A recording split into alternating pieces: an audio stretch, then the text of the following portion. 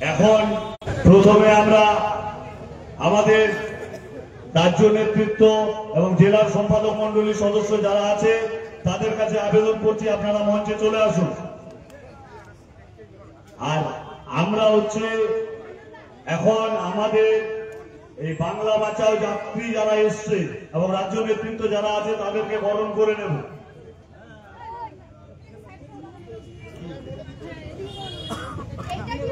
মাথা নিচু করে দাদা, মাথা নিচু করবে না,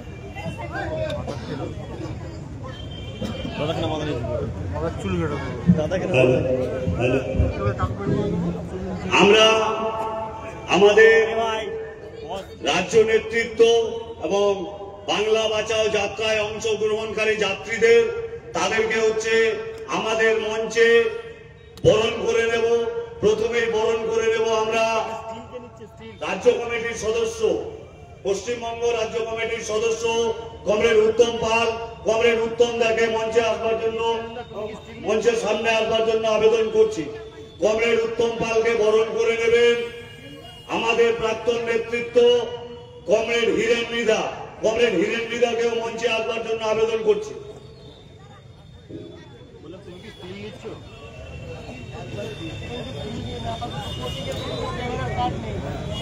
কমরেড হীরেন মৃধা, কমরেড মশোদর রায়, কমরেড মিনতি হেমব্রম, কমরেড ঝর্ণা শর্মা, কমরেড নওয়াজ শরীফ বাদশাহ আপনাদের মঞ্চে আসবার জন্য আবেদন করছি।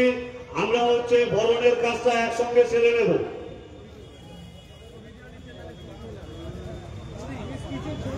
কমরেড মশোদর রায় চলে আসবেন।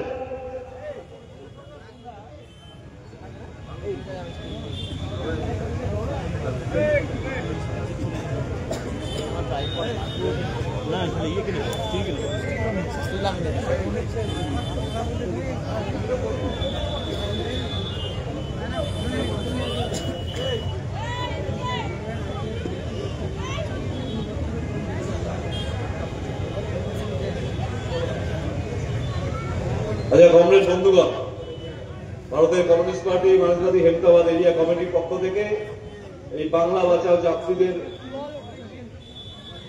স্মারক দিয়ে সংবর্ধিত করবেন, সংবর্ধনা জানাচ্ছেন হেমতাবাদ এরিয়া কমিটির সম্পাদক কমরেড হান্নান আলী চৌধুরী। তুলে দিচ্ছেন বাংলা বাঁচাও যাত্রীদের পক্ষে অন্যতম কমরেড মীনাক্ষী মুখার্জির হাতে স্মারক তুলে দিচ্ছেন।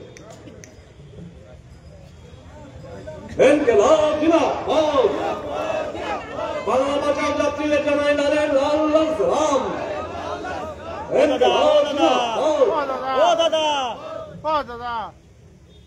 এবারে প্রত্যেককে বরণ করে নিচ্ছেন। আমরা এবার আমাদের কমরেড বন্ধুগণ, এখন এই সমাবেশ মঞ্চে সভাপতিত্ব করবার জন্য আমি আমাদের পার্টির জেলা সম্পাদক কমরেড আনারুল হকের নাম আমি প্রস্তাব করছি।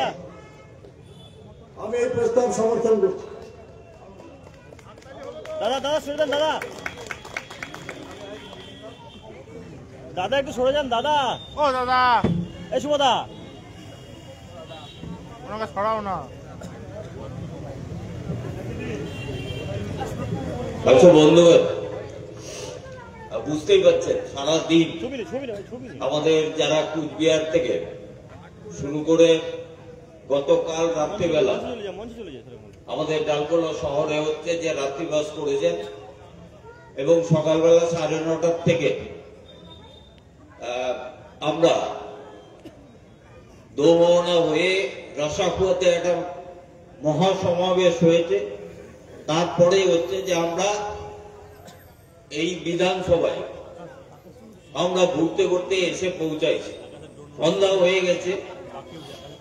আমাদের পার্টির রাজ্য নেতৃত্বরা উপস্থিত আছেন, কেন্দ্রীয় কমিটির নেত্রী কমরেড মীনাক্ষী আছেন, আমাদের এই জেলার দায়িত্বে কমরেড পলাশ দাস তিনিও আছেন, বিভিন্ন গণসংগঠনের রাজ্য নেতৃত্ব এখানে উপস্থিত আছেন। শীতের দিন আমাদের পুরো 20 মিনিট লেট হয়েছে।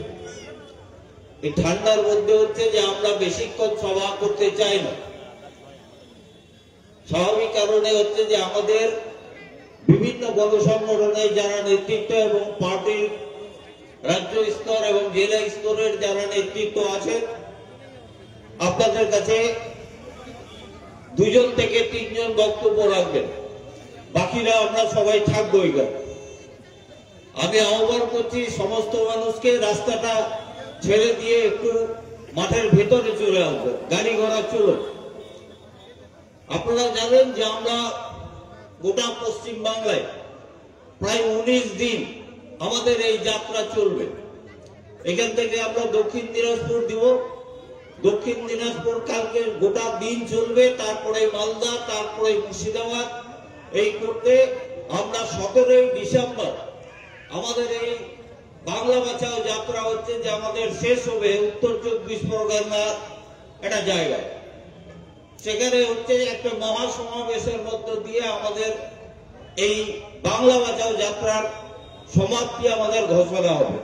এছাড়াও বাকি যে জেলাগুলো আছে তারা হচ্ছে যে সাত জাঠা এভাবে শুরু করেছে, একেবারে বুথ স্তর থেকে শুরু হয়েছে। যে জেলাগুলো টাচ করতে পারবে না তারা এসে সামিল হবেন পানিহাটিতে।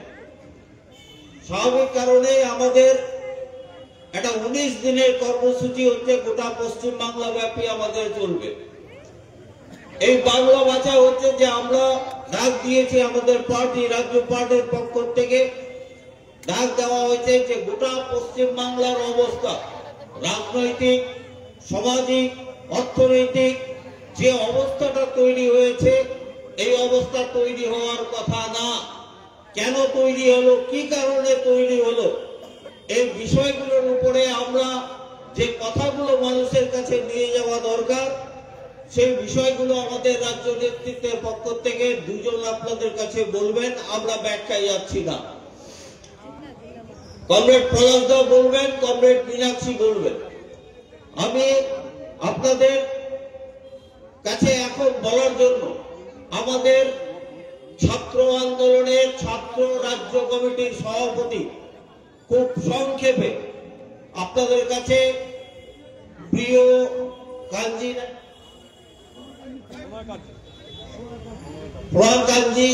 প্রণয় কাঞ্জি হচ্ছে আপনাদের কাছে খুব অল্প সময়ের মধ্যে কিছু কথা বলবেন। তারপরে আমাদের যারা সিরিয়াল বক্তা আছে তারা বলবেন।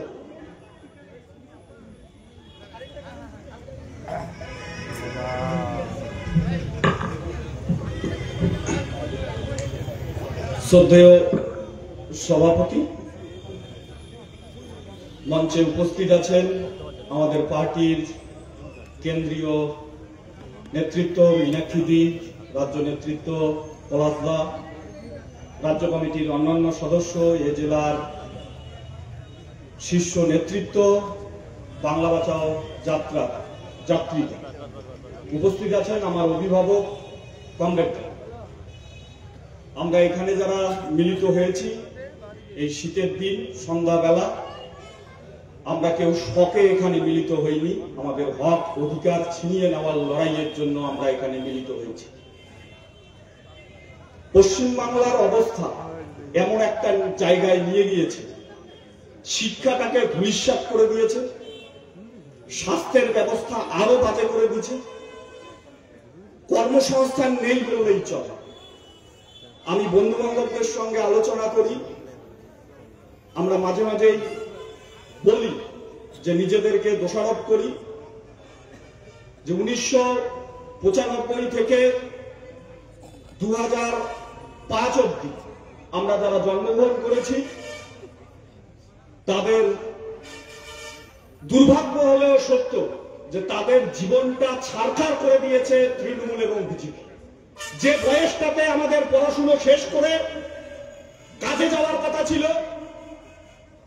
যে বয়সটাতে বৃদ্ধ বাবা মায়ের ভাত কাপড়ের দায়িত্ব তুলে নেওয়ার কথা ছিল, সেই বয়সটাতে আমরা বেকার হয়ে বসে আছি বাড়িতে। এই বেকারত্বের যন্ত্রণা কিভাবে বলবো, কিভাবে বোঝাবো যে আমরা পাড়ার মোড়ে চায়ের দোকানে ব্যতিব্যস্ত হয়ে উঠছি, আমাদের সময় কাটছে না, যায় কি করব? সেখানে দেখা পাওয়া যায় কার জানেন? তৃণমূলের এজেন্ট, তৃণমূলের নেতারা আইসে আসিয়া কয়, বাবু পড়াশোনা কদ্দুত্তর? কয় মুই বিএ পাস করছুম, মুই এমএ পাস করছুম, বিএড দিছুম, ডিএলএড দিছুম। কয় তোর এলাও চাকরি ঘটে নাই? তোর বাপ মাও এতলা টাকা তোর কাছে খরচা করিল, একটা চাকরি পেলু না? কয় না কাকা মুই পাম নাই। কয় বাপই তোর কাছে তো তোর বাপ মাও এতলা টাকা খরচা করছে, মোটে না দুইটা কোটা আছে, প্রাইমারি চাকরি হবে। বাড়ি যায় তোর বাপক ক যে 10 লাখ টাকা মোক দিবে, চাকরি তোর হবে। চেহারাটা স্বপ্ন দেখা শুরু করে নয়া করিয়া, যেমন যাওয়া হবে বাবার কাছে বাহানা করা হবে। বাড়ি আইসে রাত্রি খাবার টেবিল বসিয়া বাপক পায় যে বাবা মোক তো এতলা টাকা দিয়া পড়াশোনা করাবো, তাই আর 10 লাখ টাকা বাবা যদি অমুকক দেওয়া যায় তাহলে মোর চাকরিটা এতে পাকাপাকি। কোন চিন্তা নাই, মোর চাকরিটা পাকাপাকি। বাপ কি কয়? রাত্রিবেলা মা বসে কি করে গল্প করে, কয় হয় রে 10 লাখ টাকা দিলে যদি চাকরি পায় তুইও সুখে রবো, মুইও সুখে রবি। কি করা খাবে? বাড়ি চালা বিক্রি করে, বন্ধক দেয়, বোনের জন্য বিয়ের জন্য যে সোনা দানা রাখছে জমিয়া সেটা বেচিয়া তৃণমূলের নেতার হাতে তুলে দেয় টাকা। আর এই টাকা চলে গেল কোথাও না, এই টাকা চলে গেল পার্থ চ্যাটার্জির 28 বছরের বান্ধবীর খুঁটের তল, মানে তোর খেলাটার ভবিষ্যৎ খুঁটের তল। তার মধ্যে কামো কামো বাড়ির অবস্থা খারাপ। কয় না আমার তো কিছুই নাই, তাহলে মুখ কি করে হবে? কয় ন বাবুর মা কালি একটা ব্যবস্থা করি। কি ব্যবস্থা করেন? বাজারত আসিয়া ঘটক সামলায় কার বেটি উপযুক্ত আছে, কার শ্রেণী সেবা উপযুক্ত আছে, চাকরি হলে 4 লাখ টাকা বিয়েও দিবে। কয় যে তোর বেটির সাথে মোর বেটার বিয়েও খাই না, কিন্তু মোর বেটার চাকরির জন্য 10 লাখ লাগিবে, তুই আগাম 7 লাখ দে। তো 7 লাখ দেয়, চেংড়াটারও ভবিষ্যৎ শেষ, চেংড়িটারও ভবিষ্যৎ শেষ। কয়েকদিন পরে চেংড়ির বাপ আসিয়া চেংড়ার বাপক কয়, তোর বেটার তো আর চাকরি হবে না রে, মোর 7 লাখ ঘুরি দে, মোর বেটি অন্যকে মই চাকরি দিন। আমার যুবলার অবস্থা এইটো, আর উয়ে বুড়া বয়সত ফুর্তি করিবার যাচ্ছে পশ্চিম বাংলার অবস্থা। এই বাংলা যদি রক্ষা করেন চান, এটা নাকি যদি মুক্তি চাবার চান, তাহলে আমার কি করে হবে? ঐক্যবদ্ধ হবার লাগিবে। এটা উনি তাম মানুষটা বসিয়েছেন, বাড়ি থাকলে হবে না। প্রতিদিনের কাজ কর্মের সাথে সাথে বাংলা বাঁচানোর লড়াইকে আরো মজবুত করার জন্য মানুষকে ঐক্যবদ্ধ করতে হবে। আমি আশা করব এই মঞ্চ থেকে আপনারা সেই প্রতিদিনের কাজ করবেন, মানুষকে ঐক্যবদ্ধ করবেন। তৃণমূল সরকারটাকে এই ধরনের বেকারদের স্বপ্ন যারা চুরি করেছে, শিক্ষিত সমাজের স্বপ্ন যারা চুরি করেছে, তাদেরকে আমরা হারিয়ে নবান্ন থেকে নামিয়েই আমাদের শান্তি। আমরা এখানেই থেমে থাকবো না। মমতা মোদীর সেটিং এর কথা গোটা পশ্চিম বাংলার লোক জানিয়েছে, কোনো গান বাকি নাই। 19-এর পরে অভিজ্ঞতা কি কয়? 19-এর পরে উত্তরবঙ্গের অধিকাংশ সিটত কায় জিতিল বিজেপি, এমপি এমএলএ 21-এ কায় জিতিল, বেশিরভাগ সিটত বিজেপি। তাই উন্নয়নটা পাঠাছি কে? উঠে পাঠাছি বিধানসভা পার্লামেন্টত। তা আমার এদিকে দুঃখ যন্ত্রণার কথা না ওইটুকু কবার জন্য পাঠাছি, তো নাকি উনাকে এসির হাওয়া খাওয়ার জন্য পাঠাছি আমরা? ওটা উঠে যায় হাওয়া খায়, কলকাতার দিল্লিতে হাওয়া খায় আইসে, আর এতে গুনে আসি বাতলা মারে উত্তরবঙ্গ উন্নয়ন হয় নাই, উত্তরবঙ্গ বঞ্চিত। আরে কার আমলে উত্তরবঙ্গ বঞ্চিত? ঘুরি দেখেন উত্তর দিনাজপুর যতলা প্রাথমিক বিদ্যালয় আছে 190টা 34 বছরে,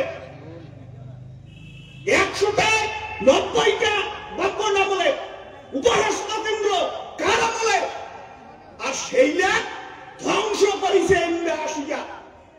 তাই এই ধ্বংসাত্মক যে খেলা চলছে তার বিরুদ্ধে দাঁড়িয়ে আমরা বাংলা বাঁচানোর ডাক দিয়েছি। এখানে যারা আছেন সকলে সামিল হয়ে বাংলা বাঁচানোর লড়াইকে আরো শক্তিশালী করে তুলবেন। এই কটি কথা বলে আমার কথা বলার কাজ শেষ করলাম। ইনকলাব জিন্দাবাদ, ভারতের কমিউনিস্ট পার্টি মার্ক্সবাদী জিন্দাবাদ। ধন্যবাদ। এবার আপনাদের সামনে বক্তব্য রাখবেন আমাদের পার্টি রাজ্য সম্পাদক মন্ডলীর অন্যতম সদস্য এবং আমাদের জেলার দেখাশোনার দায়িত্বে আছেন কমরেড পলাশ দাস। আপনাদের সামনে এখন বক্তব্য রাখবেন।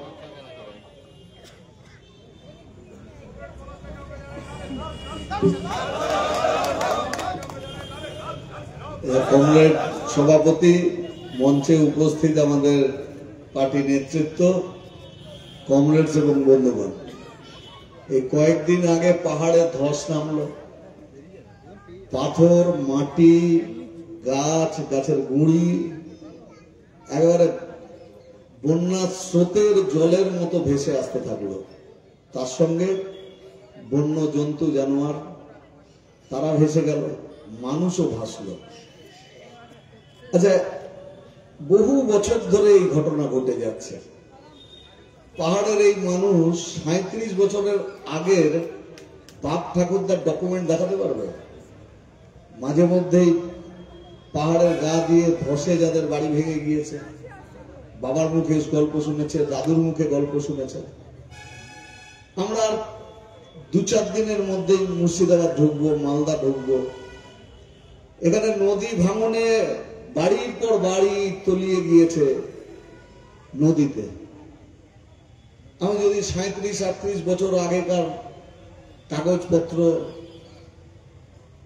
লেখাপড়ার কাগজপত্র, জমি জমা তো এদের নেই, গরিব মানুষ কজনের জমি আছে। আমি যদি আরো শেষের দিকে এই যাত্রা যখন আমরা করব, তখন সমুদ্র উপকূলবর্তী জায়গা, সুন্দরবন, যেখানে ফি বছর যতগুলো ঝড় আসে তার অধিকাংশ ঝড় যেখানে গিয়ে পড়ে,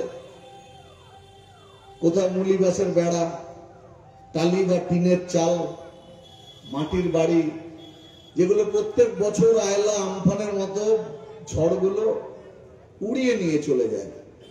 আমি যদি 30 বছর আগে সেই বাড়ির বাসিন্দাদের বাপ ঠাকুরদার ডকুমেন্ট চাই, দিতে পারবে? আমাদের কিছু মানুষ শহরে থাকি, আমরা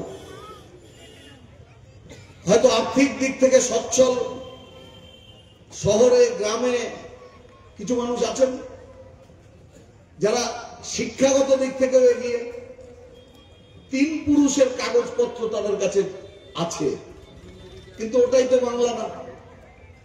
অগণিত গরিব মানুষ যাদের বেঁচে থাকাটা অনেক কঠিন, প্রকৃতির সঙ্গে লড়াই করে, নিজের আর্থিক দুরবস্থার সঙ্গে লড়াই করে যাকে বেঁচে থাকতে হয়। আর্থিক কারণের জন্য যে মানুষ লেখাপড়া করতে পারেনি, আমাদের বড়দের দিকে যদি তাকাই, আমার গ্রামের দিকে যদি চোখ রাখি, গ্রামের মহিলাদের দিকে যদি চোখ রাখি, সবার তো 2002 সালে নাম ছিল না। তাদের বাপ মায়েরও নাম 2002 পাওয়া যাবে না যারা মারা গিয়েছেন। ঠাকুরদা ঠাকুমার কথাই ওঠে না, দাদু দিদিমার কথাই ওঠে না। তাহলে এই মানুষগুলোকে এখন প্রমাণ দিতে হবে, ভোটে নাম থাকবে কি থাকবে না। প্রকারান্তরে এনআরসি বিজেপি ঠিক করেছে 87 সালের আগে যদি জন্মান, আর যদি বাবা মা ঠাকুরদা ঠাকুমা দেখাতে না পারেন, তাহলে আপনার নিজের ডকুমেন্ট দিন। যদি 87 থেকে 2004 হয় জন্ম আপনার, তাহলে আপনার ডকুমেন্ট থাকলেও হবে না, এমনকি পাসপোর্ট দেখালেও হবে না। আপনার বাবা অথবা মা, যে কোনো কেউ এদেশের নাগরিকতা প্রমাণ করতে হবে। 2004-এর পরে যদি হয় জন্ম, তাহলে নিজের তো দিতে হবেই, তার সাথে বাবা মা দুজনেরই দিতে হবে। 7 দিন বেড়েছে এনুমারেশন ফর্ম ফিল আপ করে জমা দেওয়ার সময়। তাহলে ড্রাফট যে ভোটার তালিকা, আমাদের সময় না মাধ্যমিকে গেজেট বেরোতো, এখন আর এইসবের ব্যাপার নেই। আর এখন তো ইন্টারনেটের যুগ, ডিয়ার লটারির রেজাল্ট দিনে কতবার বেরোয়, তো এখন আর জানতে দেখতে অসুবিধা হয় না। তো আমাদের অনেক দূরে গিয়ে দেখতে হতো, গেজেট বেরোতো যে মাধ্যমিকে পাশ করেছি কিনা। এখন সেই রেজাল্ট বেরোবে হচ্ছে 16 তারিখ। এই 16 তারিখে বেরোনোর পরে যাদের এই লিঙ্ক নেই, এখন বাবা মা ঠাকুরদা ঠাকুমা উপরে চলে গেছে, এখন উপর থেকে লিঙ্ক কি করে দেবে? সেই লিঙ্ক হচ্ছে না। যদি না হয়, এই ডকুমেন্ট যদি না দেখানো যায়, তাহলে ভোটার তালিকায় নাম থাকবে না। তাহলে তো এক হলো ভোটাধিকার কেড়ে নিল। তারপর কি হবে? ফেব্রুয়ারি মাসের পরে এখন যে আধার কার্ড এত গুরুত্বপূর্ণ দেখছেন, আপনি একটা টেলিফোনের সিম একটা দোকান থেকে কিনতে যান, আপনার কাছে আধার কার্ড চাইবে। ছেলে মেয়েকে ভর্তি করতে যান স্কুল কলেজে, আধার কার্ড চাইবে। ব্যাংকে একটা অ্যাকাউন্ট করতে যান, আধার কার্ড চাইবে। পঞ্চায়েতে একটা ভাতার জন্য আবেদন করুন, আধার কার্ড চাইবে। সেই আধার কার্ড ফালতু একটা ডকুমেন্ট হয়ে যাবে। আসল কথা, আপনার বুক পকেটে, আপনার কাছে ব্যাগে ভোটার কার্ড আছে কিনা। যাদের ভোটার কার্ড থাকবে না কি হবে? বললো হিন্দু যদি হয়, ওপর বাংলা থেকে যদি এসে থাকে, তাহলে তাদেরকে চলে যেতে হবে না। বিজেপি বড্ড হিন্দু প্রেমী পার্টি, তাহলে কি হবে? বললো 31শে ডিসেম্বর 2024 সাল পর্যন্ত যারা এসছেন তাদেরকে পুলিশ বেশি ধরপাকড় করবে না, শাস্তি দেবে না। তার মানে আপনি এখানে দ্বিতীয় শ্রেণীর নাগরিক হিসেবে ঘোরাফেরা করবেন। কি হবে তাতে? একজন পূর্ণাঙ্গ মানুষের যে অধিকারগুলো আছে, আজ অব্দি আপনার যে অধিকার আছে, আগামী ফেব্রুয়ারি মাসে এখানে এই হেমতাবাদে আমাদের অনেক মানুষের এই অধিকার থাকবে, আর আমাদের পরিচিত বেশ কিছু মানুষ তাদের এই অধিকার থাকবে না। অথচ এরা পঞ্চায়েতের প্রধানকে ভোটে জিতিয়েছে, এরা বিজেপির এমএলএ বানিয়েছে, বিজেপির এমপি বানিয়েছে। বিজেপির এমএলএ এমপি বৈধ, আর মানুষগুলো অবৈধ হয়ে যাবে। কি অদ্ভুত বিচার! মমতার সরকার থাকবে, মোদীর সরকার থাকবে এদের ভোটে, কিন্তু গোটা রাজ্য জুড়ে এরকম বহু মানুষকে বেনাগরিক করে দেবে। আর্থিক দিক থেকে কি ক্ষতি হবে? একটা জায়গায় কাজ করে, ধরা যাক বেতন 10,000 টাকা। একজন লোকের আইডি আছে, ভোটার কার্ড আছে, আরেকজনের নেই। যার নেই তাকে বলবে তোর তো ভোটার আই কার্ডই নেই, তুই তো এই দেশের নাগরিকই না। ওকে 10,000 টাকা দিলে তোকে 10,000 টাকা দেবো কেন? তুই 5,000 কর। তাহলে আইডি বিহীন মানুষের এই দুরবস্থার জায়গায় দাঁড়াবে। তার ছেলে মেয়ের লেখাপড়া কি হবে? কৃষ্ণনগরের একটা স্কুল, তারা ভর্তির বিজ্ঞাপন দিল, বিজ্ঞাপন দিয়ে বলল বাবা মার এই এই ডকুমেন্ট দেখাতে হবে। তাহলে এই ডকুমেন্টগুলো যদি না থাকে, তাহলে তার ছেলে মেয়ে লেখাপড়া করতে পারবে না। তাহলে এখনো চালু হয়নি, কৃষ্ণনগর চালু করে দিল। তাহলে এবারে কি হবে?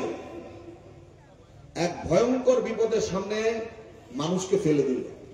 আমরা কেউ মনে করতে পারি বিজেপি বুঝিয়েছে হিন্দুদের কিছু হবে না, মুসলমানের হবে। কিছুদিন বাদে বোঝা গেল মুসলমানের তেমন কিছু হবে না। হবে গরিব মানুষ, গরিব হিন্দু, গরিব মুসলমান, তপশিলি জাতি, উপজাতি, সে রাজবংশী হোক, মতুয়া হোক। আর ওপার বাংলা থেকে 47 সাল থেকে আজ পর্যন্ত আসা স্রোতের মতো উদ্বাস্তু মানুষ, ছিন্নমূল মানুষ, যে মানুষের মাথা গোজার জন্য লড়াই, ছেলে মেয়েদের লেখাপড়ার জন্য লড়াই, বেঁচে থাকবার লড়াই, সেই লড়াইটা লাল ঝান্ডা হাতে নিয়ে করেছিল। তারা কেউ হিন্দু মুসলমানের দাঙ্গা লাগাতে যায়নি। আজকে বিজেপি আর তৃণমূল মিলে এই কয়েক বছরে মানুষকে উস্কে, তার মধ্যে বিদ্বেষ বিষ ঢেলে ভোটের রাজনীতি তৈরি করেছে। একদল লোক তার ধর্মের কারণে ভোট দেবে হচ্ছে বিজেপিকে, আরেক দল লোক ধর্মের কারণে ভোট দেবে তৃণমূলকে। আপনি দেখুন না, এই যে ভোটটা যাবে, এই ভোটটা যদি তৃণমূল বা বিজেপি জেতবার পরে আপনার গলাতে বিদ্যুতের, ইলেকট্রিকের স্মার্ট মিটার নামক বকলেস লাগিয়ে দেবে। বহু দোকানে, বহু বাড়িতে আলো বন্ধ হবে, পারবেন না এই টাকার জোগাড় দিতে। আদানি আম্বানিদের পেট ভরানোর দায়িত্ব নরেন্দ্র মোদীর প্রজেক্ট মমতা বন্দ্যোপাধ্যায় ইমপ্লিমেন্ট করবে। যেমন এসআইআর মোদীর প্রজেক্ট। এখন ইলেকশন কমিশনের কোলের মধ্যে দুই ভাই বসে আছে, একটা বিজেপি একটা তৃণমূল। আমি ওই স্মার্ট মিটারের আন্দোলন হচ্ছে উত্তর 24 পরগনা জেলায় বারাসাত, হিন্দু মুসলমান উভয় সম্প্রদায়ের বহু গরিব মানুষ এসছে, মহিলারা প্রচুর, ওদের গায়ে লাগে বেশি, সংসারটা তাকে চালাতে হয়। এত টাকা বিদ্যুৎ কি করে দেবে? বলে সন্ধ্যাবেলা চলে গেছে, টাকা শেষ, কারেন্ট নেই, রাত 11টা পর্যন্ত বসে আছি, বাড়ির ছেলেপেলেরা সব ঘরে ঢুকুক, খাওয়া দাওয়া হোক, রাত্রেবেলা শোয়ার সময় ফ্যান চালিয়ে শোবো, তখন ভরবো। তার মানে এই বাকি সময়টা যদি পড়াশোনা করা ছেলেপেলে থাকে, বয়স্ক লোক অসুস্থ মানুষ যদি থাকে, তাহলে অন্ধকারে থাকবে। আমরা আন্দোলন করলাম, সেই আন্দোলনের জন্য মমতা বন্দ্যোপাধ্যায় 26-এর ভোট মাথায় রেখে আপাতত স্থগিত রাখলো। যদি এরা যেতে আপনাকে এই জায়গায় ফেলবেন। তো আমি বললাম যে হিন্দু মহিলাদের বললাম যে আপনাদের দিদি হিন্দু কার্ড দেয়নি। বলে হিন্দু কার্ডটা কি জিনিস? আমরা এই যে বিজেপি বলে যে ভোট এলে হিন্দু খাতরে মে হয়, হিন্দু বিপদ থেকে কোনোদিন বেরোবে না। নরেন্দ্র মোদীকে থাকতে হবে, বিজেপিকে থাকতে হবে। ওনার 10 বছর গভর্নমেন্ট হয়ে গেল, ওনাকে কেউ প্রশ্ন করতে পারে আরে ভাই তুমি তো 10 বছর প্রধানমন্ত্রী, 10 বছর বিজেপিকে দায়িত্ব দেওয়া হয়েছে, তাহলে 10 বছরে হিন্দুকে বিপদ থেকে তুমি উদ্ধার করতে পারলে না? তুমি কিরকম হিন্দু দরদি? কেমন তোমার 56 ইঞ্চি ছাতি? কেমন তুমি শক্তিশালী মন্ত্রী? তুমি তো কিছু নও। তার মানে যে আপনার হাতে এই যদি কার্ডটা থাকতো, তাহলে ভোটের পরে আপনি গিয়ে বলতে পারতেন যে আমার কাছে হিন্দু কার্ড আছে, আমাকে কম পয়সায় বিদ্যুৎ দিতে হবে, কারণ বিদ্যুতের প্রকল্প আদানি আম্বানির যে লাভের জন্য বিজেপি সে করেছে, আর বিজেপি হিন্দুদের জন্য ভোট নিয়েছে। আপনার হিন্দু কার্ড দেখিয়ে আপনার ছেলে মেয়েকে পাঠান সরকারের কাছে যে আমার হিন্দু কার্ড আছে, চাকরি দাও। তো বলে এরকম হয় নাকি? আমার দোকানে গিয়ে বলবেন যে আমাকে কম পয়সা দিতে হবে, আমার কার্ড আছে। মুসলিম কমিউনিটির যারা মানুষ যারা এসেছিলেন তাদের বললাম যে দিদি আপনাদের মুসলিম কার্ড দেয়নি। বলে সেটা কিরকম? কেন? দিদি তো মুসলিম ভোট নিয়ে ক্ষমতায় আছে, সরকার চালাচ্ছে। তাহলে আপনার বাবা অসুস্থ, আপনি বড় নার্সিং হোম, তার মালিক মুসলমান, তাকে গিয়ে বলুন এই কার্ড দেখিয়ে যে আমি মুসলমান, দিদি মুখ্যমন্ত্রী হচ্ছেন, সরকার চলছে, হিন্দু মুসলমান ভোট ভাগ বাটোয়ারা করে, তাহলে আমাকেও দিতে হবে। এটা আমার ছেলে মেয়ে কেন বেকার থাকবে? আমায় দিতে হবে। তাহলে এরকম হয় নাকি? ভোটের আগে কেন হবে তাহলে হিন্দু আর মুসলমান? ভোটের আগে হিন্দু হলে একরকম ভোট দাও, মুসলমান হলে আরেক রকমের ভোট দাও। আর ভোট মিটে গেলে তাহলে গভর্নমেন্ট তখন কেন বলবে যে না এইরকম হয় না? আসলে রাজনীতিকে ধর্মের সঙ্গে যারা মেশায় তারা শয়তান। আমরা কয়েকদিন আগে মতুয়ারা, আপনারা শুনেছেন সবাই, ওই ঠাকুর বাড়ি সেখানে অনশনে বসেছে। তা আমাদের ডাকে পার্টিকে, আমরা যাই, আমরা গিয়ে নানান কথা বলবার মধ্যে দিয়ে বলি যে দেখুন রাজনীতি এক জিনিস, ধর্ম এক জিনিস। তৃণমূলের জন্ম তো 98 সালে। হিন্দু ধর্ম হোক আর ইসলাম ধর্ম হোক, মমতা পার্টি তৈরি করবার পরে জন্মেছেন। বিজেপি নরেন্দ্র মোদী যে পার্টিটার নেতা, সেই পার্টির জন্ম হচ্ছে 1980 সালে। হিন্দু ধর্ম কি 1980 সালে জন্ম নিয়েছে না? তাহলে এরা হঠাৎ ধর্মের ঠেকা নিয়ে নিচ্ছে কেন? যদি এর পাল্লায় কেউ পড়েন তাহলে তাকে জীবনের দাম দিয়ে এর পরিণাম বুঝতে হয়। আমি ওদের মঞ্চে দাঁড়িয়ে এই কথা বলছি। তৃণমূলের বহু লোক আছে যে একবার তারা তৃণমূলের দিকে গেল, একবার তারা বিজেপির দিকে গেল, দুজনে এই মতুয়াদেরকে নিয়ে তাদের জীবন, তাদের ভবিষ্যৎ ছিনিমিনি খেললো কেবলমাত্র ভোটের জন্য। আজকে গোটা মতুয়া সমাজ তারা বিপন্নতার জায়গায় এসে দাঁড়িয়েছে এদের রাজনীতির জন্য। এই কারণে ধর্ম ধর্মের জায়গায় থাকবে, রাজনীতি রাজনীতির জায়গায় থাকবে। আর যারা রাজনীতির লোক বেশি ধর্ম দেখাবে, আপনি বুঝবেন এরা প্রকৃত শয়তান। যারা অতিভক্তি চোরের লক্ষণ বলে না, যে এরা ধার্মিক মানুষ নন, ধার্মিক হলে কাজ করতেন না। এই আবহের মধ্যে থাকা একটা মানুষ, তার মনের মধ্যে ভয়, আতঙ্ক, নিজের অস্তিত্ব নিয়ে, আর অন্য ধর্ম, অন্য গোষ্ঠী, অন্য কমিউনিটির প্রতি ঘৃণা, এর মধ্যে দাঁড়িয়ে একটা মানুষ বিচারবোধ হারিয়ে ফেলে। তার ছেলে মেয়ের শিক্ষার কি দশা, শক্ত সমর্থ ছেলেটার কাজের কি হাল, কৃষির কি অবস্থা, শিল্প কলকারখানা কোথাও কিছু হলো না, আমাদের হসপিটালগুলো গরু চড়ার মাঠ হয়ে যাচ্ছে, ডেড বডি বিক্রি হয়ে যায়। আর শেষ ঘটনা, মুখ্যমন্ত্রীর কনভয় আটকে দিল মানুষ। ডেড বডি নিতে গিয়ে সরকারি হসপিটালে বাড়ির লোক দেখে যে চোখে সেঁটে দিয়েছে তুলসী পাতা। তুলসী পাতা উঠিয়েছে, উঠিয়ে দেখে চোখ নেই। তাহলে আরজি করে শুনলাম ডেড বডি বিক্রি হয়, আর বারাসাতে গিয়ে শুনলাম চোখ বিক্রি হয়ে যাচ্ছে। পশ্চিম বাংলার স্বাস্থ্যের অবস্থা এই, শিক্ষার হাল এই, স্কুল কলেজ সব লাটে উঠে যাওয়ার বন্দোবস্ত হচ্ছে সরকারি ব্যবস্থাপনা। দুর্নীতি, সীমাহীন দুর্নীতির জায়গা গেছে, কাউকে বলে বোঝাতে হবে না। আমি এই জেলাতেও প্রত্যন্ত গ্রামাঞ্চলে ঘুরতে ঘুরতে আমাদের সল্ট লেকের মতো ঝাঁ চকচকে বাড়ি দেখে জিজ্ঞেস করি, এটা কি প্রধানের বাড়ি? বলে হ্যাঁ প্রধানের বাড়ি। কোনটা পঞ্চায়েত সমিতির মেম্বার, কর্মাধ্যক্ষের বাড়ি। এদের বাজারে ছেড়ে দিলে এদের যা শিক্ষাগত যোগ্যতা আছে, 10,000 টাকা রোজগার করবার ক্ষমতা নেই। আজকে দেখবেন গলায় কি বড় শোনাচ্ছেন,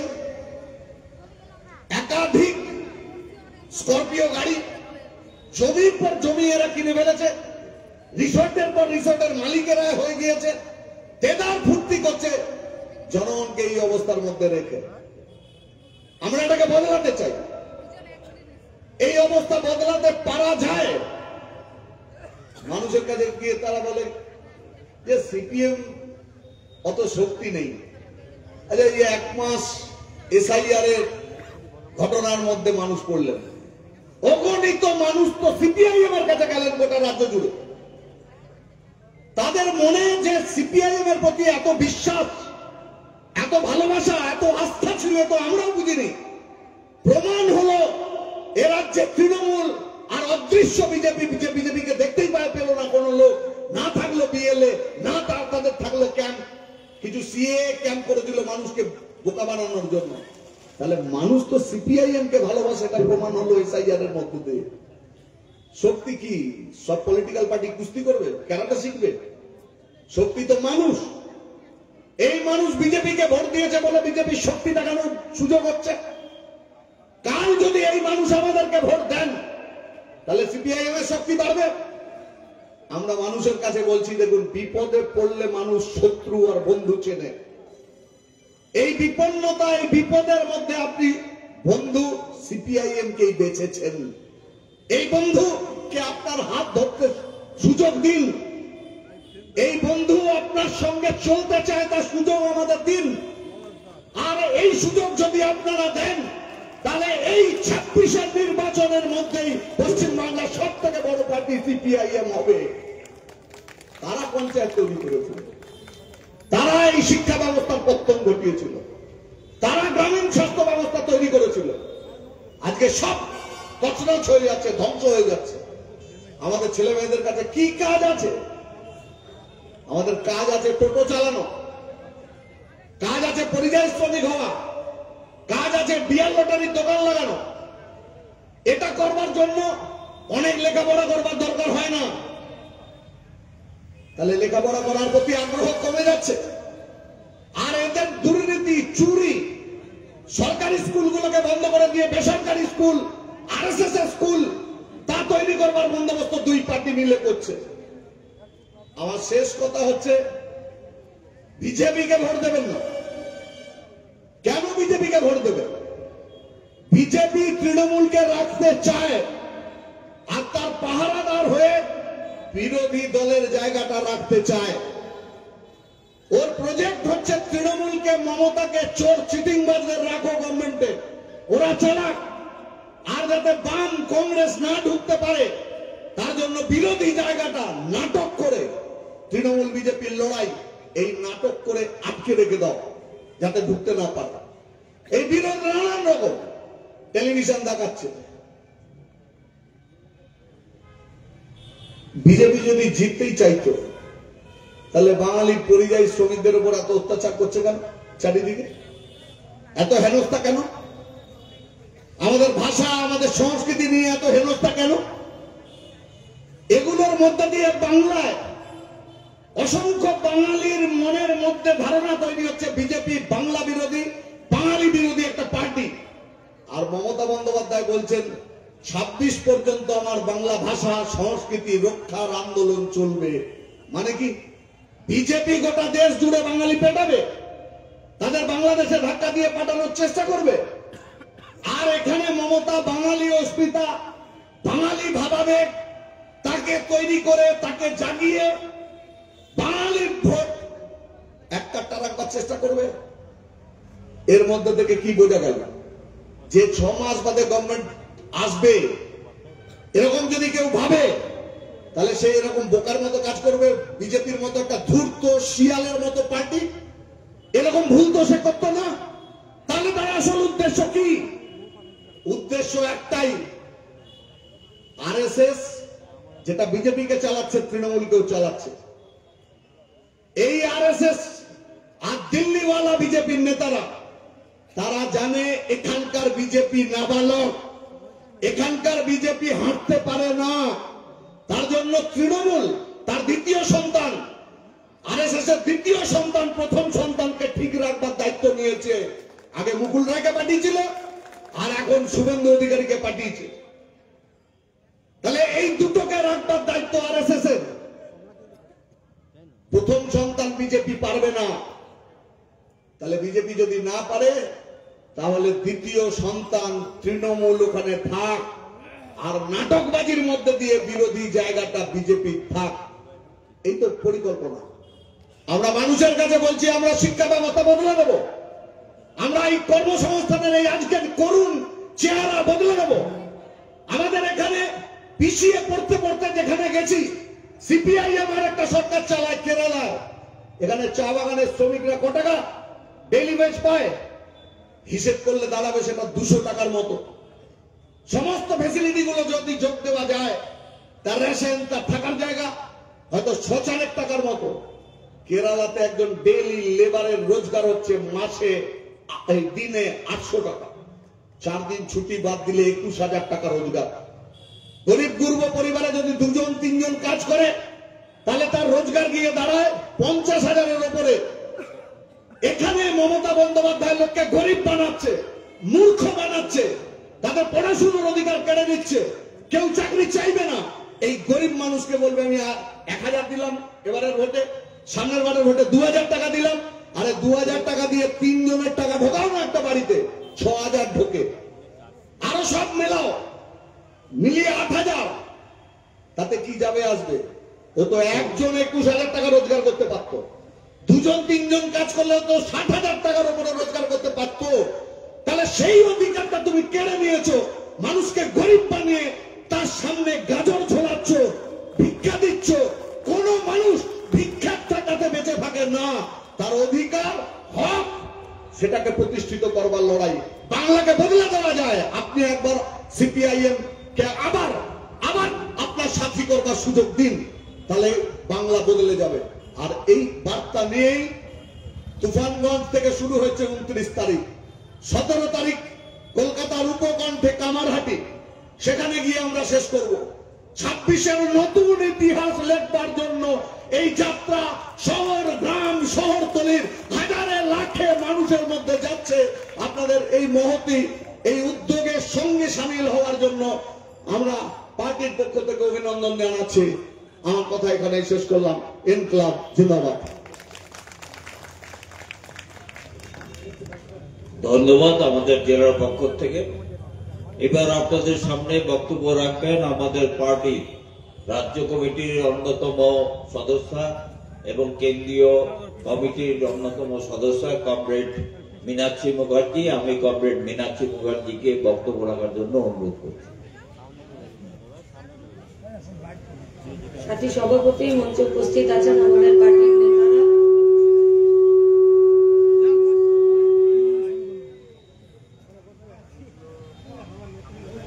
এবং আপনারা। যখন ওই আজিকরের মেয়েটা ধর্ষিতা হয়ে খুন হয়ে গেল, আমরা যখন ওখানে প্রথম বসলাম, তারপরে ভাঙচুর হলো, তারপরে আমাদের নামে নোটিশ বেরোলো, সমন বেরোলো, জিজ্ঞাসাবাদ হলো, আটকে রাখলো, জেল দিল। তার কিছুদিন পরে আবার 1 মাস ওখানে বসা। ওই যে পিছনের সারিতে দেখছেন আমাদের বসে আছেন কমরেডরা। আমরা ওই একটা সময় 10টা দিন গোটা রাজ্যে আমরা ঘুরছিলাম। তারা বলছিল যখন আমরা পাড়ার মোড়ে, মাঠে, হাটে, ঘাটে যখন আমরা যাচ্ছিলাম, তখন এমনি একদিন একটা বয়স্ক ভদ্র মহিলা আমাদেরকে বলছে, কি হবে গো, কেউ ধরা পড়বে না নাকি? বলতে বলতেই বললো যে সব শেষ হয়ে গেল। ধানের ঘোলটা সমেত বিক্রি করে, আলুর অভাবে বিক্রি। আপনারা তো সব মাছের খাবার বানান, হেমদাবাদে। এখানে মাছের চাষও আছে, খেতেও চাষ আছে। ফসলের যখন দাম পাওয়া যায় না, গোডাউনে রাখার জায়গা নেই, সরকার কিনছে না, গরিব চাষিরা সন্ধ্যাবেলায় চায়ের দোকানে, পাড়ার মোড়ে দাঁড়িয়ে বলছে সব শেষ হয়ে গেল। দোকান বাজার হাটগুলোতে গেলে বিক্রি বাট্টা কেমন গো, ভালো না, সব শেষ করে দিল। বেকার ছেলে মেয়েদের চাকরি, মাসের পর মাস একটা করে হাইকোর্টের নোটিশ বেরোচ্ছে, আর বলছে কালকে এর চাকরি চলে গেল, পরশু ওর চাকরি চলে গেল, কালকে ওকে সব পয়সা ফেরত দিতে হবে, ওকে সুদ সমেত ফেরত দিতে হবে, ওর জেল হবে, ওকে ফিরে পরীক্ষা দিতে হবে। ফিরে পরীক্ষা দিলেও আবার কি করে কি হবে কে জানে। 2-3 দিন আগে একজন একদম একটা তরতাজা যুব ছেলে, তার 2 দিন আগে তার মেয়ে হয়েছে, ফোন করে কাঁদছে, আর কাঁদতে কাঁদতে বলছে দিদি সব শেষ হয়ে গেল। এই পশ্চিমবঙ্গের মারা যদি হাই হতাশ করে বলে যে সব শেষ হয়ে গেল, এই পশ্চিমবঙ্গের চাষিরা যদি বলে যে সব শেষ হয়ে গেল, এই পশ্চিমবঙ্গের দোকান, হাটের, বাজার ব্যবসায়ীরা যদি বলে সব শেষ হয়ে গেল, এই পশ্চিমবঙ্গের বেকার যুবক যুবতীরা যদি হা হতাশ করে কাঁদতে কাঁদতে চাকরি না পেয়ে মেধার ভিত্তিতে তারা যদি বলে যে সব শেষ হয়ে গেল, তাহলে পশ্চিমবঙ্গের আর কিছু বেঁচে থাকলো? তাহলে যে পশ্চিমবঙ্গটা থাকলো, সেই পশ্চিমবঙ্গে তো শ্মশানে শান্তি। করে নাও মারামারি, ধুসোধুসি, লড়াই, ঝামেলা, মারপিট। মারপিটে পাচ্ছ না, পুলিশকে নামিয়ে দাও সামনে, দেখো কেমন পিটিয়ে পিঠের চামড়া তুলে দেয় ওরা। এক অংশের পুলিশ পার্টি অফিসটাকে, মানে থানাটাকে বানিয়ে নিয়েছে তৃণমূলের পার্টি অফিস, আর ঘুষের মাল খেয়ে খেয়ে নিজেরা নিজেদেরকে এলাকার বেতাজ বাদশা বলে মনে করছে এক অংশের পুলিশ। এলাকার মোড়ে মাথায় দাঁড়িয়ে এক অংশের সিভিকরা ভাবছে যে আমরা তো এদেরও উপরওয়ালা, আমাদেরকে ছেড়ে দিয়েছে চোরে খা, যাকে পারো দাঁড় করাও। পিকআপ বালা, টোটো চালক, মোটরসাইকেল চালাচ্ছে, কারো নিস্তার নেই, सबका जीना हराम करके रख दिया। ये নীল পোশাক পরা আমাদের বাড়ির ছেলে মেয়েদের সিভিক হয়েছে। এই পশ্চিমবঙ্গটাতে নতুন দিনের আলো কোন দিক থেকে আসবে? আমরা আমাদের পার্টির বাংলা বাঁচাও যাত্রা থেকে আমরা স্পষ্ট করে কথা বলতে চাইছি, যারা নিজেদের ঘাম ফেলছে এই মাটিতে, যারা নিজেদের শরীর, নিজেদের পরিশ্রম, নিজেদের গতর দিয়ে এই গোটা পশ্চিমবঙ্গের সরকারি কোষাগারে টাকার যোগান দিচ্ছে, খেতে কাজ করুক, কলে কাজ করুক, নিজের ছোট দোকানে কাজ করুক, যারা প্রতিটা দিন নিজেরা ট্যাক্সের টাকার মাধ্যমে সরকারের কোষাগারে টাকা ভরছে, তারা,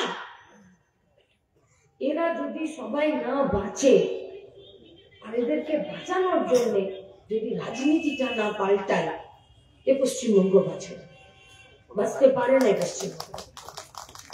তাই আমরা আমাদের পার্টির পক্ষ থেকে এই রাজনীতিটার বদল ঘটাতে চাইছি। কোন সা রাজনীতি? जो राजनीति मेहनतकश आदमियों का ऊपर बुलडोजर चलवाना चाहते, কারা পরিশ্রমী, কারা খেটে খাওয়া।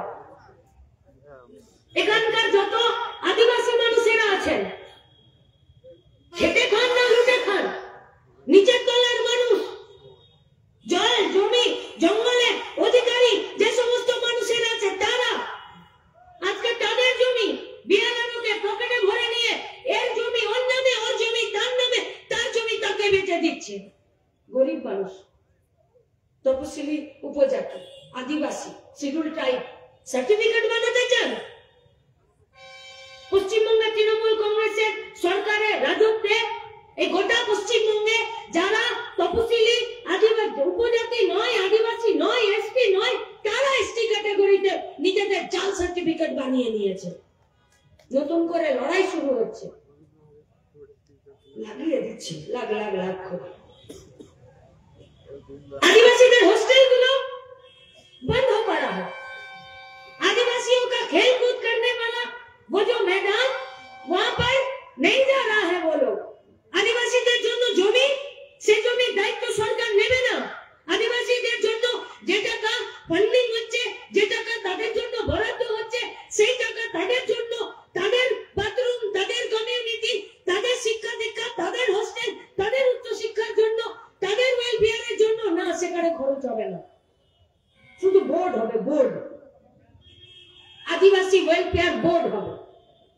আদিবাসীদের মধ্যে ভাগ হবে, তাদের ভাষা, তাদের সংস্কৃতি, এসবের জন্য আলাদা করে হবে। আর ভোটের সময় মাঝে মধ্যে বিজেপি চলে আসবে আর আদিবাসীদের বাড়িতে বসবে আর ডাল চচ্চড়ি ভাত খেয়ে চলে যাবে আর বলবে যে ये सरकार आदिवासी लोगों के लिए है। আর সরকারি জায়গা বন্ধ হয়ে যাবে, সরকারি স্কুলের গেটে তালা পড়ে যাবে, সরকারি চাকরি থাকবে না, রেল, बीएसएनएल सब बंद हो जाए। अरे भाई, अगर सरकारी जगह बंद हो जाएगा तो शेड्यूल ट्राइब के लिए आरक्षण कहाँ मिलेगा? কোথায় পাবে রিজার্ভেশন? কেন রিজার্ভেশন হয়েছিল? কেন?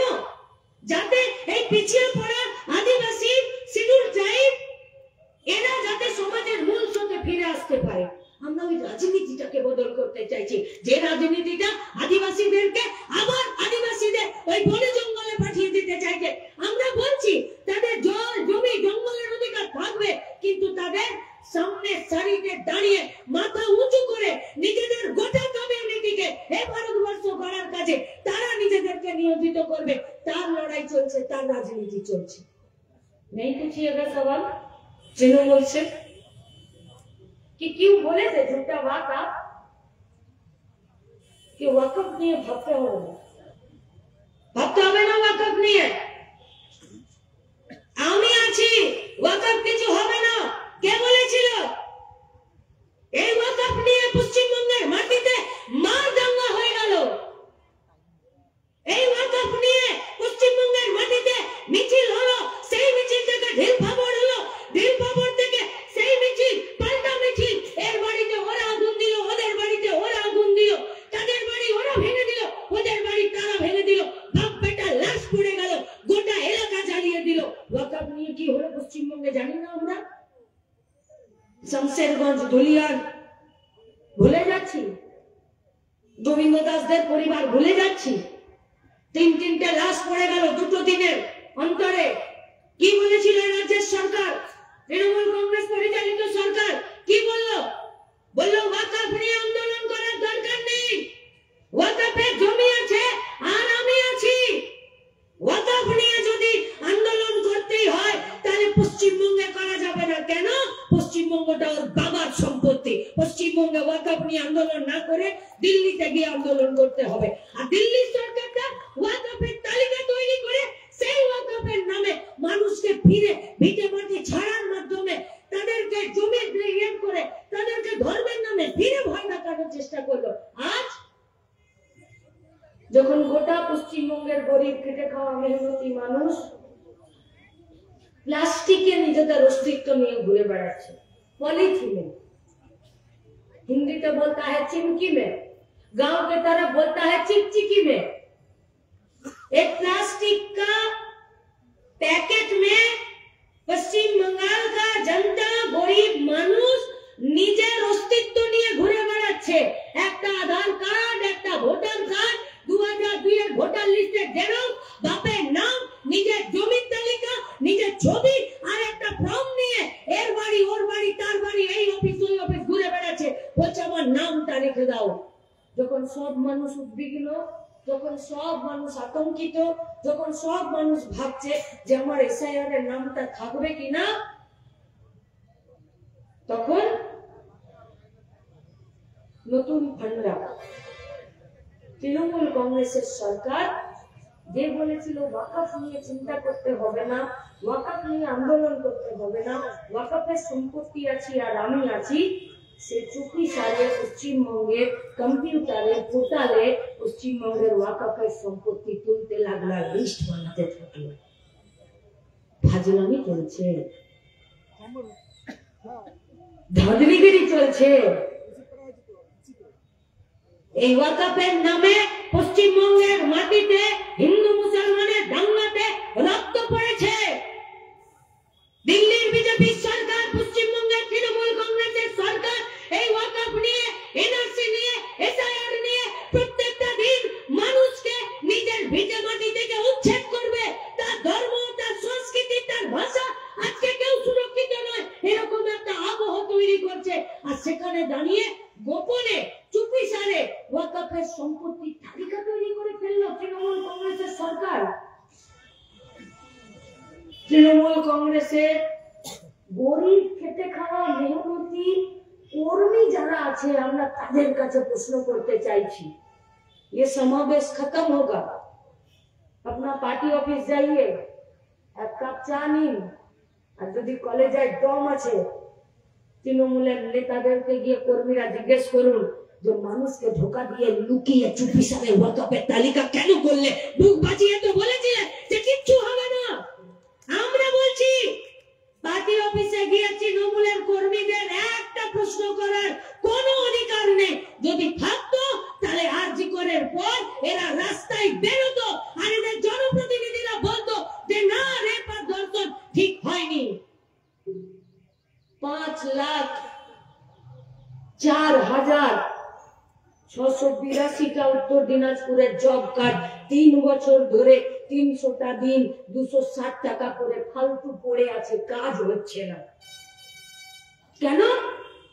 তৃণমূল লুটমার করে খেয়ে নিয়েছে, তাই কাজ হচ্ছে না। মাস্টার রোলের মিথ্যে কাগজ করেছে, পঞ্চায়েতের সুপারভাইজার আসবে বলে বলে গেছিল, রাত ভর জেগে 1000 জনের মাস্টার রোলের কাগজ তৈরি হয়েছে, এপিক ছাপ দিয়েছে, ফোন করেছে, ওকে বলেছে ফোন করেছে তো সইটা আমি মেরে দিচ্ছি। লুট করেছে, দুর্নীতি করেছে। 5,04,682টা জব কার্ড 3 বছরে 300টা দিন 260 টাকা করে বাড়িতে গিয়ে ক্যালকুলেটর করে হিসাব করে নিন কত টাকা উত্তর দিনাজপুরে এই 3 বছরে পশ্চিমবঙ্গে তৃণমূল কংগ্রেসের চুরির জন্য বিজেপি সরকার আটকে রেখে দিল। আরে চুরি করলো তৃণমূল, সাজা পেল পশ্চিমবঙ্গের বেকার ছেলে মেয়েগুলো 100 দিনের কাজে। এই রাজনীতির বদল হওয়া উচিত কি উচিত নয়? उचित की उचित नहीं। 7 गोटी में था मनरेगा का 100 दिन का काम का चोरी पकड़ने के लिए 7 गोटी में था दिल्ली से। हवाई जहाज का टिकट खरीद के अपना बाप का पैसा से टिकट नहीं खरीदा था, भारत सरकार का पैसा से और पंचायत दफ्तर पैसा से तारा टिकट काटी ऐसे चिलो ऐसे जो 5 स्टार হোটেলে থেকেছে, খেয়েছে, গেছে, পশ্চিমবঙ্গে ঘুরেছে, ফিরে চলে গেছে। বিজেপি কর্মীদেরকে প্রশ্ন করতে চাইছি, তৃণমূলকে টাইট দিতে চেয়েছিল তো ভাই, তাই তো বিজেপি ঝান্ডা ধরেছিলেন। এ পশ্চিমবঙ্গে তো এই দাঙ্গাবাজের পার্টিটার একটা পা রাখার দম ছিল না জ্যোতিবাবুদের লাল বাংলাতে। এ বিজেপি রে আর এসএসএর দাঙ্গাবাজ পার্টিটার একটা পা রাখার হিম্মত ছিল না যতদিন লাল ঝান্ডার সরকার বুদ্ধদেব ভট্টাচার্যের সরকার ছিল। क्योंकि लाल झंडा वाला सीना तान कर बोल सकते थे कि दंगाबाजरा যদি दंगा করতে আসে প্রথমে গুলিটা তার কপালে করো, বাকিটা দেখে নেব। আছে ওই হিম্মত তৃণমূল কংগ্রেসের পার্টিটার? তাই তৃণমূলকে টাইট দিতে কিছু মানুষ ভাবলে শক্ত করি। বিজেপির কর্মীদেরকে প্রশ্ন করছি, ভাই সময় আছে, যাও তোমাদের রাজ্য নেতাদেরকে গিয়ে জিজ্ঞেস করো যে 7টা টিম দিল্লি থেকে এলো, পঞ্চায়েতের পয়সায় খেলো দিলো, হাওয়াই জাহাজের টিকিটে এলো, 5 স্টার হোটেলে থাকলো, একটা তৃণমূল নেতা, একটা তৃণমূলের প্রধান, একটা তৃণমূলের চোর পঞ্চায়েতের মেম্বার, একটা তৃণমূলের 100 দিনের কাজের টাকার চোর পঞ্চায়েতের কোন একটা স্টাফের নামে একটা এফআইআর দেখাও তো, যে এফআইআর করেছো, জেল খাটিয়েছো।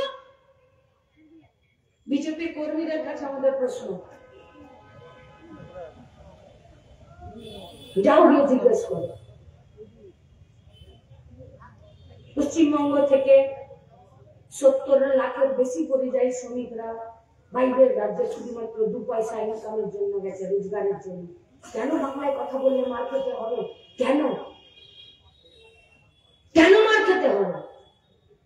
হেমতাবাদ বিধানসভাতে যারা আছেন, এই এলাকাতে যারা আছেন, সেখানে যারা বিজেপি কর্মীরা আছেন, এই চোর লুটেরা গুন্ডারাজ তৃণমূলকে টাইট দেওয়ার জন্য বিজেপির হাতকে শক্ত করার চেষ্টা করেছেন। আমরা তাদেরকে জিজ্ঞেস করছি, কেন মার খেতে হবে বাংলা ভাষায় কথা বলতে গেলে? জান গিয়ে জিজ্ঞেস করুন রাজ্য নেতাদেরকে। তৃণমূলের সঙ্গে কিসের পীড়িতের সম্পর্ক গো তোমাদের? যে অনুব্রতটা গরু পাচার করে আজকে পশ্চিমবঙ্গের বাজারে ঘুরে বেড়াচ্ছে যে বেল পেয়ে, তৃণমূলের সঙ্গে তোমাদের কিসের পীড়িতের সম্পর্ক? যে চাকরি বিক্রি করে পার্থ চ্যাটার্জি ফিরে বেলে বাইরে ঘুরে বেড়াচ্ছে, তৃণমূলের সঙ্গে সিবিআই এর মারফত বিজেপির কিসের পীড়িতের সম্পর্ক? যে कोयला चोर सरकारी भाईपोटा सीना तान के पश्चिम बंगाल के जमीन पर घूम रहा है, बीजेपी संगे बीजेपी राज्य नेताদের কেন্দ্রের নেতাদের তৃণমূলের সঙ্গে কিসের বাধ্যবাধকতা? যে চাল চোর জ্যোতিপ্রিয় মল্লিক এখনো পশ্চিমবঙ্গের বাইরে রাস্তায় ঘুরে বেড়াচ্ছে, কিসের বাধ্যবাধকতা? আছে করে ডাক্তার মেয়েটা নিজের ডাক্তারখানাতে রেপ হয়ে খুন হয়ে গেল, অথচ সেই মেয়েটার যারা খুনি, যারা রেপিস্ট, যারা মার্ডারার, যারা দুর্নীতি করলো, যারা ওষুধ বেচে দিল, যারা হসপিটালে দুর্নীতি করলো, যারা स्टाफ नियोगे दुर्नीति कर लो, यहाँ तक के जो लोग मुर्दा घर का लाश भी बेच दिया था और मृत মানুষের সঙ্গে সহবাস করিয়ে খারাপ নোংরা ফিল্মে ভিডিও বানিয়ে বেচে দিল, তাদের সঙ্গে কিসের পীড়িতের সম্পর্ক? যে আজকে করার মেয়েটা দোষীদেরকে শাস্তি দিয়ে তোমরা এটা প্রমাণ করলে না যে তৃণমূলকে তোমরা জল খাওয়াতে পারো। বিজেপির কর্মীদেরকে জিজ্ঞেস করছি, ভাই আপনাদেরকে জিজ্ঞেস করছি, তৃণমূলের সঙ্গে আপনাদের রাজ্য নেতাদের কিসের পীড়িতের সম্পর্ক? যে আরজি করের মা বাপটার সঙ্গে 2 মিনিটের জন্য অমিত শাহের দেখা করাতে পারলেন না? 2 দিন পশ্চিমবঙ্গে মিটিং করে ঘুরে বেড়ালো আর মা বাপটা গাড়ির পিছনে পিছনে দৌড়ালো, 2 মিনিট দেখা করলো না। দিল্লি গেল, প্রধানমন্ত্রী একটা বার দেখা করলো না। আজ রাজনীতি করছো, আজ এই রাজনীতিতে 100 দিনের কাজের কথা আছে, এই রাজনীতিতে আবাসের ঘরের কথা আছে, এই রাজনীতিতে গোটা হেমতাবাদের, গোটা উত্তর দিনাজপুরের লাখ লাখ পরিযায়ী শ্রমিক বাইরের রাজ্যে পড়ে আছে, তাদের একটা স্বাস্থ্যের কার্ড নেই, তাদের একটা রেশনের কার্ড নেই, যা অবিলম্বে অনায়াসে রাজ্য সরকার তাদেরকে একটা স্বাস্থ্যের কার্ড দিতে পারে, যে রোগ বিসুখ অসুখ জ্বালা হলে তুমি ওখানে ডাক্তার দেখাবে, এখানে তো তোমাকে আমি স্বাস্থ্য সাথী দিই, ওই পয়সাটাও তোমাকে আমি ওখানে দেব। বিজেপির কর্মীদের কাছে আমাদের প্রশ্ন, এই যে লাখ লাখ ছেলে মেয়ে পশ্চিমবঙ্গের বাইরে পড়ে আছে, তাদেরকে রেশনের জন্য কেন লাইনে দাঁড়াতে হবে? আর কেন তৃণমূলের কর্মীরা নিজেদের পার্টিতে এটা ভেতরে বলার জায়গা নেই যে যারা পরিযায়ী শ্রমিক বাইরে পড়ে আছে, এখন তো আধার কার্ডের সঙ্গে লিংক হয়, আগে তো বুড়ো আঙুলের ছাপ লাগে তবে গিয়ে তো রেশন পাওয়া যায়। তাহলে যে বাইরে পরিযায়ী শ্রমিক হয়ে যে ছেলেটা পড়ে আছে, সে যদি সেখানে আঙুলের ছাপ দিয়ে 5 কিলো চাল নেয়, কার বাবার কতটা চলে গেল? সোচ কা জরুরত है। অথচ ওদের ইনকামের পয়সাতে হেমতাবাদের বাজারে জান আছে, ওদের রোজগারের, ওদের ইনকামের পয়সাতেই গোটা উত্তর দিনাজপুরের বাজারে জান আছে। ওরা যদি 20,000 টাকা 10,000 টাকা ইনকাম করে, তাহলে 5,000 টাকা ওখানে রেখে বাকি টাকাটা পশ্চিমবঙ্গে পাঠিয়ে দেয়। তবে পশ্চিমবঙ্গে তাদের পরিবার একটা কাপড় কিনছে, চাল কিনছে, ডাল কিনছে, আটা কিনছে, ওষুধ কিনছে, মোবাইল রিচার্জ করছে। তাহলে যাদের পয়সাতে পশ্চিমবঙ্গের রাজ্যের বাজারে একটা জান আছে, তাদের প্রতি পশ্চিমবঙ্গের রাজ্য সরকারের একটা বাধ্যবাধকতা, দায়বদ্ধতা থাকবে না? क्या गलत मांग नहीं है हम लोग? क्या नाजायज डिमांड किए हैं? আজকে যেটা দাবি করছি, আপনাদেরকে আমাদের সব কমরেডের দিক থেকে ওদিক পর্যন্ত সবাইকে সাথে নিয়ে বলছি, বুক ঠুকে বলছি, মাইকের আওয়াজ যত দূর যাচ্ছে সবাইকে বলছি, আজ যেগুলো মঞ্চে দাঁড়িয়ে বলছি এগুলো কেন করলো না? লাল ঝান্ডার প্রতি সাধারণ মানুষের আশীর্বাদ থাকলে 2026-এ পশ্চিমবঙ্গে লাল ঝান্ডার সরকার এই কাজগুলোই করে দেখাবে। কাউকে দাবি করতে হবে না, তার জন্য ব্লুপ্রিন্ট তৈরি করছি আমরা।